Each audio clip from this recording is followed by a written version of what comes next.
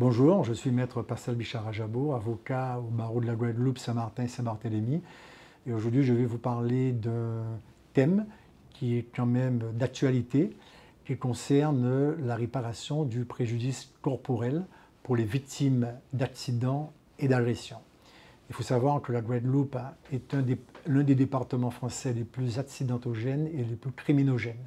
On entend tous les jours, tous les week-ends, soit des accidents mortels ou très graves, où il y a des blessés qui sont quand même très très graves, ou malheureusement des agressions à l'arme à feu, des décès et des familles endeuillées.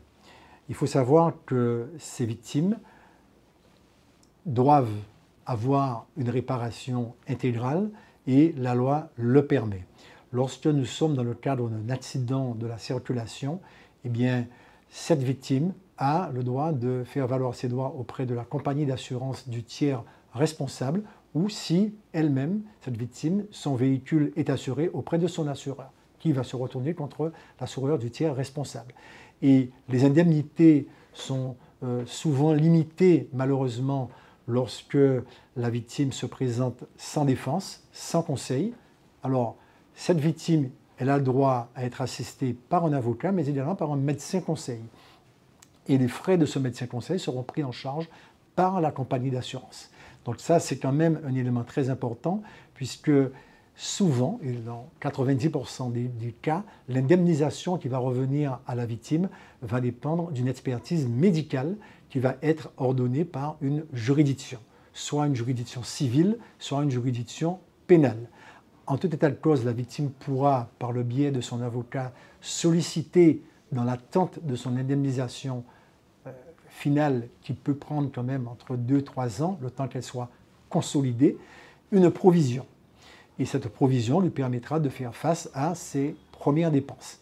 Étant observé que par la suite, lorsque l'expertise aura lieu par un médecin qui sera soit désigné par le tribunal ou par la compagnie d'assurance, puisqu'il se peut que nous puissions parvenir à entrer dans le cadre d'une transaction amiable avec la compagnie d'assurance.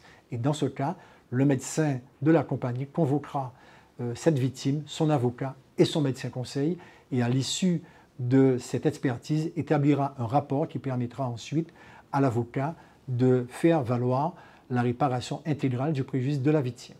Si on se trouve face à une agression, eh bien, il faut savoir que même s'il n'y a pas d'assurance en face, la victime peut solliciter de la Commission d'indemnisation des victimes d'infractions, la CIVI, une demande d'indemnisation qui sera prise en charge par le Fonds de garantie des victimes qui existe, qui a été créé, ça fait déjà de très nombreuses années, et dans les mêmes conditions que ce que je viens de vous expliquer pour l'assurance, il y aura une procédure qui va être engagée avec un médecin qui va être désigné, soit par le tribunal, soit amiablement.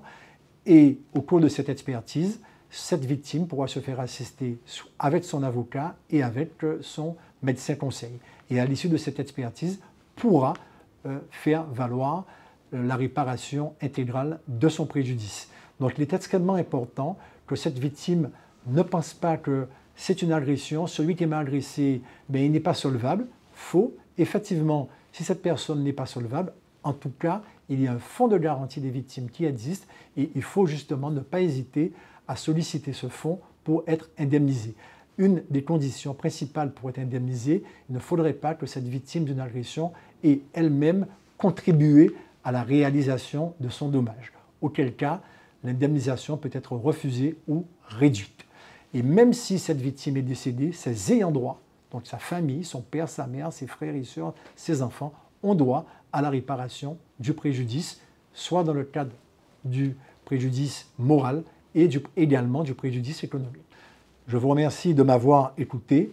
Si vous souhaitez plus d'informations, je suis joignable à mon cabinet de Jarry ou sur mes téléphones, le fixe le 05 90 32 29 80, le portable 06 90 35 29 66 et à très bientôt sur le Pige TV.